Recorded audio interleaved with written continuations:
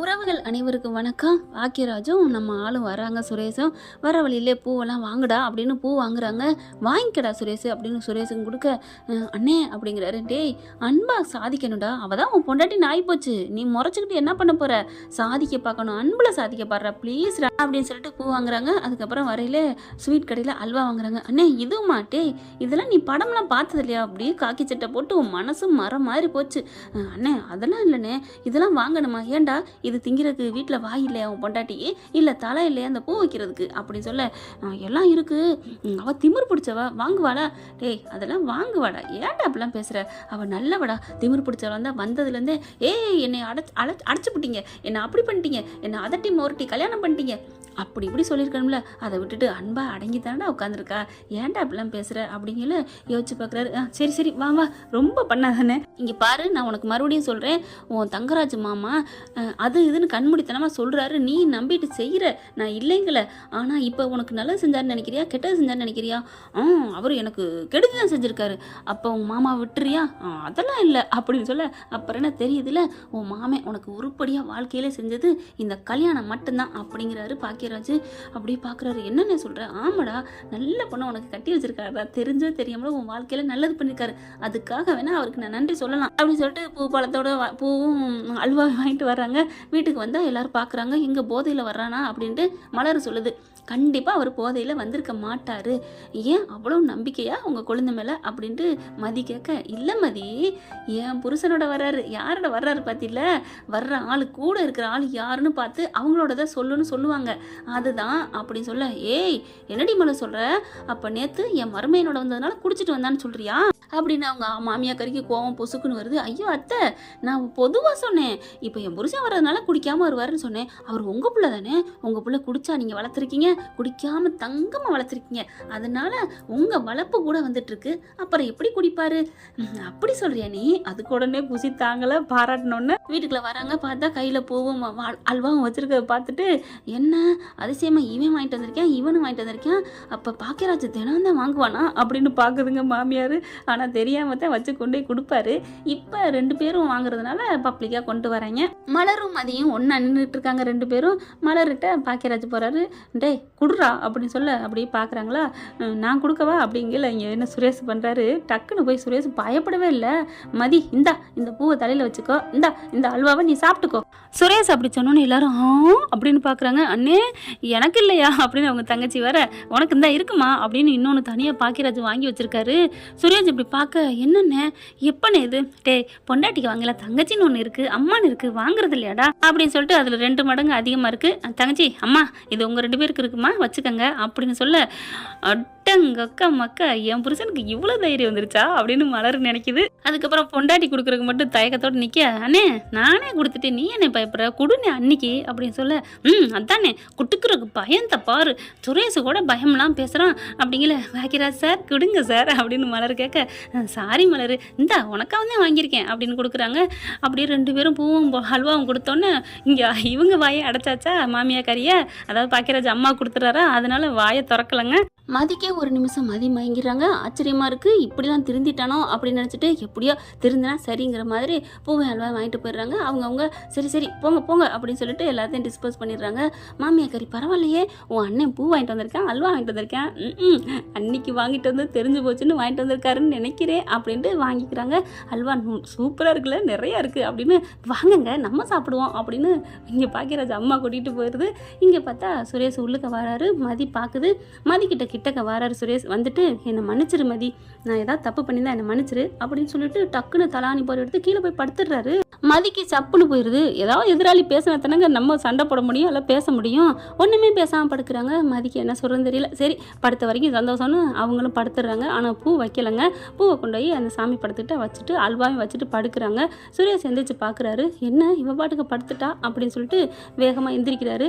சுரேஷை பார்க்குது ஒரு கண்ணில், என்ன எந்திரிக்கிறானே என்ன பண்ண போகிறான், கிட்டக்க வரப்போறானா அப்படின்னு பார்த்தா அந்த பூவையும் அல்வாயும் போய் எடுக்கிறாரு. எடுத்துகிட்டு வந்து கொண்டாந்து கொடுக்குறாரு. மதி மதி அப்படின்னு எழுப்ப எந்திரிச்சு உட்காடுறாங்க. என்ன ஏன் மதி பூ பூ வைக்க மாட்டியா? எதுக்கு பூ இப்போ வைக்கணும் அப்படின்னு சொல்கிறாங்க. அல்வா திங்க மாட்டியா? இப்போ எல்லாம் சாப்பிட்டாச்சு, இப்போ எதுக்கு அப்படிங்கிறாங்க. அப்படியே நிற்கிறாரு சுரேஷ். உடனே பார்க்குது நம்ம ஆள். நாளைக்கு காலையில் நான் வச்சுக்கிடுவேன், நாளைக்கு நான் சாப்பிடுவேன், இப்போ எனக்கு வேணாம், இப்போ சாப்பிட்டா வயிறுக்கு சரி இருக்காது, பூ வச்சா இப்போ வீணாக வாடி போகும், அதனால தான் வச்சுட்டேன், போதுமா அப்படின்னு மதி சொன்னோன்னே சுரேஷ் பார்க்குறாரு. அப்புறம் ஏன் அண்ணன் நைட்டுக்கு தான் தினைக்கும் வாங்கி கொடுக்கணும்டா, அப்போ தான் நல்லதுடா, பொண்டாட்டி அன்பா பார்த்துக்கடான்னு சொன்னார், அது ஏன் அப்படின்னு சொல்ல, அட பாவி அவர் சொல்லித்த நீ வாங்கிட்டு வந்தியா, சரி அதே பெரிய விஷயந்தான் அப்படின்ட்டு, அது என்னமோ அவர் சொல்கிறது சரிதான், ஆனால் நமக்கு தேவையில்லைன்னு உங்களுக்கு புரியுதா இல்லையா அப்படின்னு மதி சொல்ல, சரி சரி புரியுது அப்படின்னு போய் படுத்துடுறாரு. அதுக்கப்புறம் இங்கே காலையில் பார்த்தீங்கன்னா எல்லாம் கிளம்ப சொல்கிறாங்க. மாமியாக்காரி எங்கே போகணும்? குலதெய்வம் கோயிலுக்கு போகணும்ல, எல்லோரும் கிளம்புங்க அப்படி சொல்கிறாங்க. வேறு வழி இல்லை, கிளம்பித்தான் ஆகணும், மதி நல்ல ட்ரெஸ்ஸாக போட்டு கிளம்பு அப்படின்னு தடப்படணும். எல்லோரும் கிளம்புறாங்க. கார் வந்துடுதுங்க. காரில் கிளம்பி போகல இங்கே வந்துடுறாரு மருமேனும். வெயிட் பண்ணிக்கிட்டே இருக்காங்க. எங்கே மருமேனை காணான்ட்டு, வரட்டுமே கோயிலுக்கு வர சொல்லுங்களேன், எல்லோரும் ஒன்றா போகணும் அப்படிங்கிற வந்துடுறாங்க ரேவதியும் புருஷனும். ஆனால் இந்த மலர் சொல்கிறாங்க மதிக்கிட்ட, இப்போ இந்த வர்றாங்களே இவங்க, அதில் ஒரு இது சந்தோஷம், ஒரு இது துக்கம். என்ன மலரக்கா சொல்கிறீங்க? ஆமாம், நம்ம ரேவதி அக்கா நினச்சா ரொம்ப சந்தோஷம், நம்ம ரேவதி அவ்வளோ நல்லவங்க, ஆனால் அதே அவங்க புருஷனை நினச்சா செம்மகம் வருது அப்படின்னு சொல்ல, ஆனாலும் காமெடி பீஸ் தான் பண்ணுவார் மதி, நீ பாரு அப்படிங்குது மலர். அதுக்கப்புறம் வந்துடுறாரா, வந்த கேடு வந்துட்டேன் எனக்கா வெயிட்டிங்கில் இருந்தீங்களா, பார்த்தியா யாராவது ஒருத்தன் வந்துட்டேன்னு சொல்லுவாங்களா, இது ஒரு சின்ன பையன் தான் அப்படின்னு சொல்லிட்டு காரில் ஏறி போகிறாங்க. போகிற வழியில் ஒரு காரு ட்ரெஸ்ஸுன்னு காற்று போயிடுது. எல்லாம் இறங்கிடுறாங்க. என்னாச்சு அப்படிங்களா, சரி ஸ்டெப்னியை மாற்றுங்க அப்படிங்கிறாங்க. மாற்றிக்கிட்டு இருக்கையில் இங்கே தர்மம் எடுக்கிறவர் வருவாங்க இல்லையா, கோயிலும் கொஞ்சம் பக்கத்தில் தான் இருக்குது. அம்மா தர்மம் பண்ணுங்கம்மா, ஐயா தர்மம் பண்ணுங்கன்னு கெஞ்சுறாங்க. தங்கராஜ் பார்க்குறாயோ போங்கய்யா, நாங்களும் டென்ஷனில் வந்துட்டு இருக்கோம். உடனே மாமியாக்காரி, ஆமாம் மனுஷன் என்ன நிலைமையில் வர்றாங்கன்னு கண்டுக்கிறது இல்லை, புரிஞ்சுக்கிறது இல்லை, சும்மா கையை நீட்டிடுறது, அம்மா தர்மம் பண்ணுங்க, அம்மா தர்மம் அப்பாம்மா அப்படின்னு சொல்ல சுரேஷ் பார்க்குது. மதியை பார்க்குறாரு. ஐயோ இப்படி பண்ணுது அம்மா, இந்த நேரத்தில் களத்தில் இறங்குடா சுரேஷ் அப்படின்னு. அம்மா என்னம்மா இப்படிலாம் பேசுறீங்க அப்படின்னு சொல்ல, என்னடா சுரேஷ் நான் என்னடா பேசுனேன், கரெக்டாக தான்டா பேசுனேன், அம்மா சும்மா இருமா, ஐயா அம்மா இங்கே வாங்கம்மா அப்படின்னு அந்த தர்மம் எடுக்கிறவங்ககிட்ட போயிட்டு கையிலேருந்து எடுத்து காசு 100 ரெண்டு பேர் கொடுக்குறாங்க. ஐயா சாமி 100 கொடுக்குறீங்க, நீங்கள் நல்லா இருக்கணும் சாமி, உங்கள் குடும்பமே உங்கள் பொண்டாட்டி பிள்ளையோட நீங்கள் நல்லா இருப்பீங்க அப்படின்னு மனசார வாழ்த்த, இது வாழ்த்தி தான் நாங்கள் அப்படிங்கல. அம்மா நிறுத்துங்கம்மா. சுரேஷுக்கு கோவம் வந்துடுது. என்ன நினச்சிட்டு இருக்கீங்க, நம்ம போகிறது எதுக்கு தெரியுமா, சாமி கும்பிட. ஏன் சாமி கும்பிட போகிறோம், சாமினா நாங்கள் நல்லா இருக்கணும், நல்லா காசு பணத்தை கொடு, சொத்தை கொடுன்னு கேட்க போகிறோம். நீங்கள் மட்டும் பெருசாக லம்பா கடவுள்கிட்ட போய் கேட்கலாம், தர்மம் எடுக்கலாம். ஆனால் அவங்க கேட்க போகிறது 5 10. அந்த தர்மத்தை கொடுக்குறதுல ஏமா உங்களுக்கு இப்படிலாம் கசக்குது? என்னடா டே சுரேஷ் நீயா பேசுகிற அப்படின்னு சொல்ல, ஆமாம்மா இதில் என்னம்மா இருக்குது தப்பு, நீ அங்கே போய் கை நீட்டுறது அவங்க இங்கே நீட்டுறாங்க, நீனு தான் நம்ம அங்கே நீட்ட போகிறோம், அங்கே போய் அவன்கிட்ட நீட்டுறத விட இங்கே கொடுத்தா நம்ம கடவுள் ஆவோம்மா. அடடா இது எங்கேயோ படித்த மாதிரி இருக்கே அப்படின்னு மலர் நினைக்குது. என்ன அள்ளி விடுறாப்புல குழந்தை, அட்ரா அப்படின்னு நினைக்க, இங்கே பாருங்கம்மா நீங்கள் எப்படிலாம் எதுவும் நினைக்காதீங்க, எங்கள் அம்மா பேசிட்டான்னு, பரவாயில்ல தம்பி நீங்கள் நல்லவங்களா இருக்கீங்களா, நல்லா இருப்பீங்க அப்படிங்கிறாங்க. சரிம்மா பார்த்து பத்திரமா போங்க அப்படின்னு சொல்லல செப்னியை மாற்றி முடிச்சிடுறாங்க.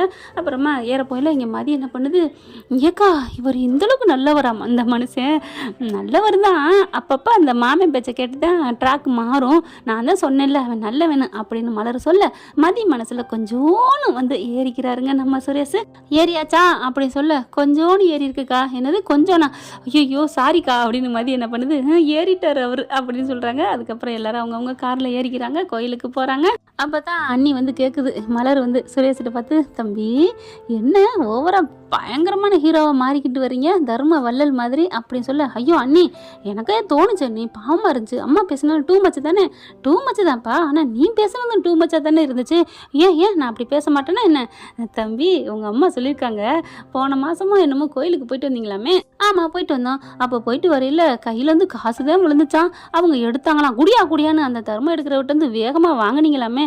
ஆமாம் யார் விடுவா, 100 ரூபா சும்மாவா கிடக்கு, அப்போ இப்போ 100 ரூபா கொடுத்துருக்கீங்க, அது வந்து அண்ணி அப்படிங்கிறாங்க. சுரேஷ் எனக்கு எல்லாம் தெரியும், நீனா 100 ரூபாய் விடுவ அப்படிங்கல. இல்லை நீ உன் பொண்டாட்டிய மனசை மாற்றத்தானே, அப்படிலாம் இல்லை நீ அப்புறம் அவள் மனசை மயக்கிறதுக்கு அப்படின்னு சொல்ல, டே மனசார திருந்துங்கடா நல்லதுடா அப்படின்னு மலர் சொல்ல, நான் மனசார திருந்த பார்க்குறேன் அண்ணி அப்படிங்கிறாங்க. உண்மையிலே மனசார மாறத்தாங்க ட்ரை பண்ணுறாரு. ஏன்னா அண்ணன் வந்து சொல்லிட்டார் இல்லையா பாக்கியராஜ், அதனால தாங்க. இப்படியே 2 பேரும் உண்மையாகவே மனசு மாதிரி ஒன்று சேர்ந்து நம்ம சுரேஷ் அண்ணனும் நம்ம மதி அக்காவும் ஜாயின் பண்ணி அப்படியே ஒரு நல்ல ஒரு கப்பல்ஸாக வந்தால் பார்க்க நல்லா தானங்க இருக்கும் அப்படின்னு நீங்கள் நினச்சிங்கன்னா காமன் வாசலில் உங்கள் பொண்ணான கையால் கருத்தை தெரிவிச்சிருங்க ஃப்ரெண்ட்ஸ். தேங்க்யூ. இந்த வீடியோ உங்களுக்கு பிடிச்சிருந்தா தயவு செய்து லைக் பண்ணுங்க. இன்னும் அப்டேட்ஸ்க்காக சேனலை சப்ஸ்கிரைப் பண்ண மறக்காதீங்க. நம்ம கிட்ட இருக்க எல்லா சேனல்ஸோட லேட்டஸ்ட் வீடியோ அப்டேட்ஸ்க்காக மேல ரைட் சைடுல காட்டுற லிங்கை கிளிக் பண்ணி வாட்ஸ்அப் குரூப்ல ஜாயின் பண்ணுங்க. உங்களிடம் விடைபெறுவது நான் உங்கள் மெஹர்.